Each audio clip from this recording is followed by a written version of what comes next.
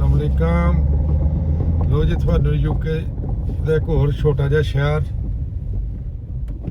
ਪੈਡੀਅਮ ਦੀ ਸੈਰ ਕਰਾਉਂਦੇ ਆ। ਛੋਟੀ ਜਿਹੀ ਡਾਕੂਮੈਂਟਰੀ ਵਿਖਾਉਣਾ ਵਾ ਤੁਹਾਨੂੰ ਉਹਦੀ।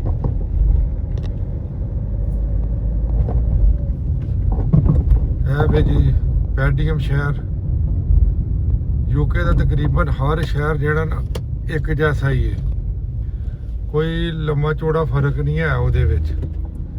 ਜਿੱਥੇ ਵੀ ਤੁਸੀਂ ਜਾਣਾ ਨਾ ਤੁਹਾਨੂੰ ਸੇਮ ਇੱਕੋ ਜਿਹੀਆਂ ਬਿਲਡਿੰਗਾਂ ਨਜ਼ਰ ਆਉਣੀਆਂ ਨੇ, ਚਾਹੇ ਤੁਸੀਂ ਲੰਡਨ ਟੁਰ ਜਾਓ ਚਾਹੇ ਤੁਸੀਂ ਕਿਤੇ ਮਰਜ਼ੀ ਟੁਰ ਜਾਓ। ਹਾਂ, ਮੇਨ ਸ਼ਹਿਰ ਦੇ ਵਿੱਚ ਥੋੜਾ ਜਿਹਾ ਹੈ ਫਰਕ, ਉੱਥੇ ਕੋਈ ਵੱਡੀਆਂ ਬਿਲਡਿੰਗਾਂ ਨੇ, ਬਾਕੀ ਜਿਹੜਾ ਨਾ ਸੇਮ ਇੱਕੋ ਹੀ ਹਿਸਾਬ ਹੈ। ਜਿਸ ਤਰ੍ਹਾਂ ਤੁਸੀਂ ਇੱਕ ਹੀ ਸ਼ਹਿਰ ਫਿਰਦੇ ਪਏ ਹੋ। ਇਹ ਇਹਦਾ ਬਾਜ਼ਾਰ ਆ ਗਿਆ ਮੇਨ ਪੈਡੀਅਮ ਸ਼ਹਿਰ ਦਾ। ਅੱਜ ਸੰਡੇ ਵੇ ਤੇ ਅੱਜ ਕੋਈ ਗਹਿਮਾ ਗਹਿਮੀ ਘੱਟ ਏ।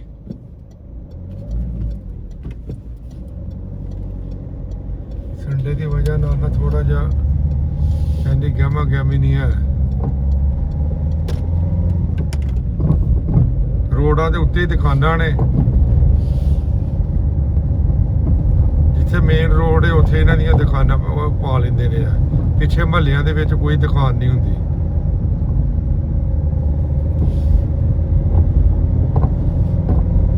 ਗਲੀਆਂ ਵੇਖੋ, ਸਾਫ ਸੁਥਰੀਆਂ ਗਲੀਆਂ ਨੇ, ਅੰਡਰਗਰਾਉਂਡ ਨਾਲੀਆਂ ਨੇ।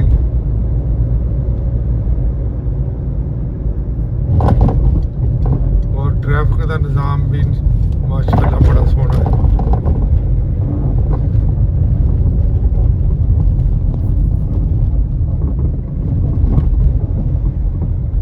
ਮੈਨਚੈਸਟਰ ਤੋਂ ਕੋਈ 35 ਤੋਂ 40 ਕਿਲੋਮੀਟਰ ਸ਼ਮਾਲ ਦੀ ਤਰਫ ਇਹ ਸ਼ਹਿਰ ਹੈ।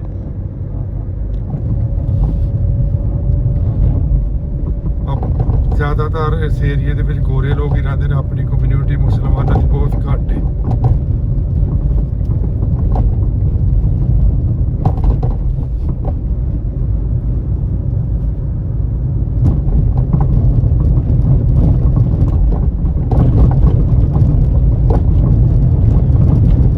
ਛੋਟਾ ਜਿਹਾ ਸ਼ਹਿਰ ਸੀ, ਇੰਨਾ ਵੱਡਾ ਸ਼ਹਿਰ ਨਹੀਂ ਸੀ ਹੈ।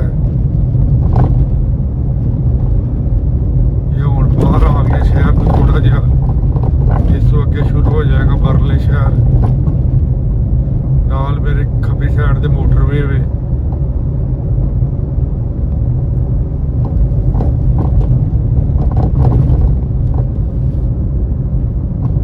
ਸ਼ਾਰੇ ਦੇ ਰਾਈਟ ਸਾਈਡ ਤੇ ਜਿਹੜਾ ਨਾ ਫੈਕਟਰੀ ਏਰੀਆ ਹੈ, ਇਹ ਵੀ ਤੁਹਾਨੂੰ ਕਿਸੇ ਮਹਾਵਾ ਕੇ ਦੇਖਿਆ ਲਿਖਿਆ ਬਿਜ਼ਨਸ ਪਾਰਕ।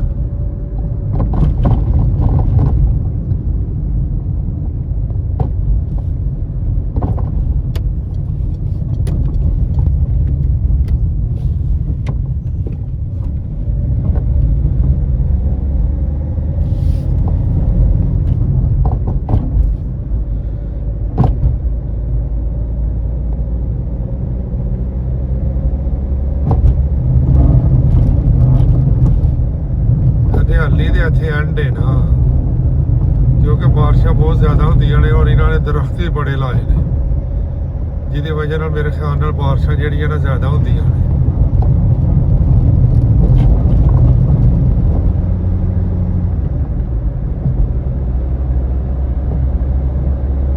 ਸਮਾਨ ਦੇ ਉੱਤੇ ਬੱਦਲ ਵੀ ਲੱਗੇ ਨੇ ਤੇ ਧੁੱਪ ਵੀ ਜਿਹੜੀ, ਜਿਸ ਤਰ੍ਹਾਂ ਪਾਕਿਸਤਾਨੀ ਉਹ ਕਹਿੰਦੇ ਜਿਹੜਾ ਜਦੋਂ ਸਾਵਣ ਆਉਂਦਾ ਹੈ ਇੱਕ ਸਾਈਡ ਤੇ ਬਾਰਿਸ਼ ਹੋ ਰਹੀ ਹੁੰਦੀ, ਇੱਕ ਸਾਈਡ ਤੇ ਧੁੱਪ ਹੁੰਦੀ ਹੈ। ਇਸ ਤਰ੍ਹਾਂ ਦਾ ਮੌਸਮ ਹੈ ਅੱਜ ਕੱਲ੍ਹ ਇੱਥੇ। ਕੋਈ ਪਤਾ ਨਹੀਂ ਲੱਗਦਾ ਕਿਸ ਟਾਈਮ ਬਾਰਿਸ਼ ਸ਼ੁਰੂ ਹੋ ਜਾਂਦੀ ਹੈ ਤੇ ਕੋਈ ਪਤਾ ਨਹੀਂ ਲੱਗਦਾ ਕਿਸ ਟਾਈਮ ਜਿਹੜਾ ਧੁੱਪ ਚੜ ਜਾਂਦੀ ਹੈ। ਲੋਕਾਂ ਨੇ ਜਰਸੀਆਂ ਵੀ ਪਾਈਆਂ ਨੇ ਤੇ ਨਹੀਂ ਵੀ ਪਾਈਆਂ। ਟੈਂਪਰੇਚਰ ਇਸ ਟਾਈਮ ਜਾ ਰਿਹਾ ਅੱਜ ਲੋ ਹੀ 14 ਟੈਂਪਰੇਚਰ ਹੈ।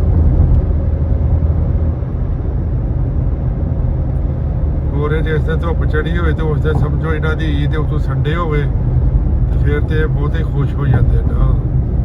ਸੰਡੇ ਹੋਵੇ ਤੇ ਈਦ ਹੋਵੇ ਫਿਰ ਤੇ ਪੁੱਠੀਆਂ ਛਾਲਾਂ ਮਾਰਦੇ ਨੇ ਨਾ।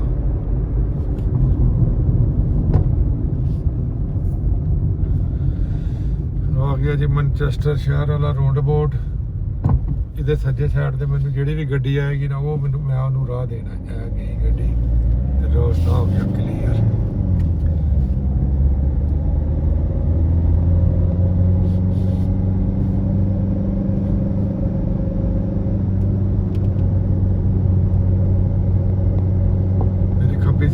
ਚੈਸਟਰ ਰੋਡ ਨਿਕਲ ਗਿਆ ਤੇ ਉਹ ਆ ਜਿਹੜਾ ਰੋਡ ਹੈ ਬਲੈਕਬਰਨ ਔਰ ਪ੍ਰਿੰਸਟਨ ਮੋਟਰਵੇ ਆ ਗਈ ਹੈ।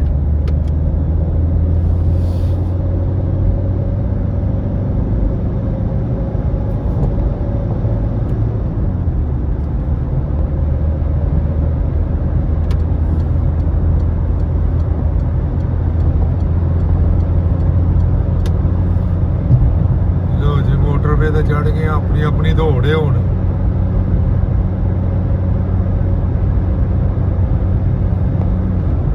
ਜਿਹਨੇ ਜ਼ਿਆਦਾ ਸਪੀਡ ਤੇ ਚੱਲਣਾ ਹੈ ਉਹਨੇ ਰਾਈਟ ਸਾਈਡ ਤੇ ਹੋਈ ਜਾਣਾ ਹੈ, ਔਰ ਜਿਹਨੇ ਸਲੋ ਵਿੱਚ ਚੱਲਣਾ ਹੈ ਮੇਰੇ ਲੇਖਾ 60 ਦੀ 65 ਦੀ ਸਪੀਡ ਦੇ ਉਹ ਜਿਹੜਾ ਬਿਲਕੁਲ ਥੱਲੇ ਵਾਲੀ ਲਾਈਨ ਤੇ ਯੂਜ਼ ਕਰੇਗਾ ਉਹਨੂੰ।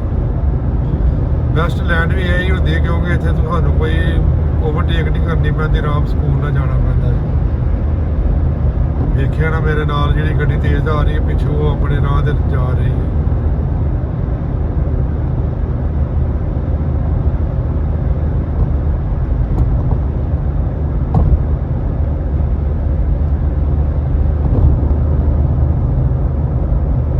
ਕਲੇਦਰ ਕਰਿੰਗਟਨ ਇਹ ਵੀ ਦੋ ਸ਼ਹਿਰ ਨੇ, 1 ਮੀਲ ਤੋਂ ਜਾ ਕੇ ਉਹਨੇ ਕਿਹਾ ਮੋਟਰਵੇ ਤੁਸੀਂ ਥੱਲੇ ਲੱਥ ਜਾਓ।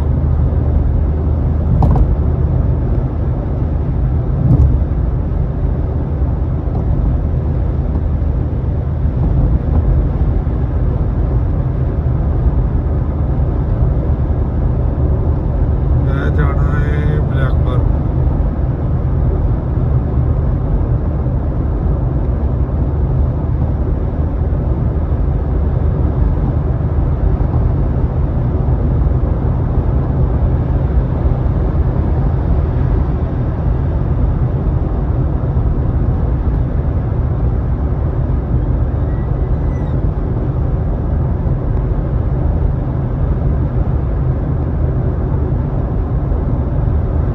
ਬੜਾ ਖੂਬਸੂਰਤ ਪੁੱਲ ਕੇ ਖਾਸ ਕਰ ਉਸ ਦਿਨ ਜੈਸੇ ਧੁੱਪ ਚੜੀ ਹੋਵੇ, ਉਸ ਦਿਨ ਫਿਰ ਨਾ ਜਿਹੜਾ ਫਿਰਨ ਦਾ ਮਜ਼ਾ ਵੀ ਆਉਂਦਾ ਹੈ। ਲੇਕਿਨ ਅਕਸਰ ਇੱਥੇ ਤੁਹਾਨੂੰ ਅੱਗੇ ਵੀ ਦੱਸਿਆ ਕਿ ਤਕਰੀਬਨ ਬਾਰਿਸ਼ ਹੀ ਹੁੰਦੀ ਰਹਿੰਦੀ ਹੈ। ਅੱਜ ਧੁੱਪ ਚੜੀ ਹੈ, ਬੱਦਲ ਵੀ ਲੱਗਾ ਹੈ ਔਰ ਬੜਾ ਪਿਆਰਾ ਮੌਸਮ ਵੀ ਆ।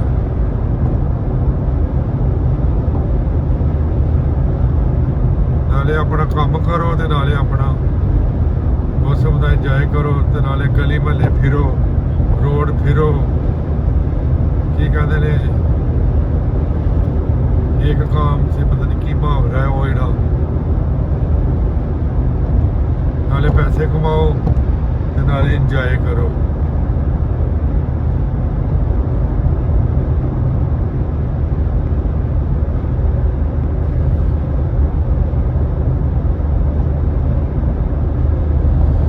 ਲੋ ਜੀ ਉਹਨੇ ਕਿਹਾ ਜੀ ਰਾਈਟ ਸਾਈਡ ਦੇ ਹੋ ਜਾਓ ਜੇ ਬਲੈਕਬਰਨ ਲੱਥਣਾ ਜੇ, ਤੇ ਹੁਣ ਅਸੀਂ ਲੱਥੀਏ ਬਲੈਕਬਰਨ।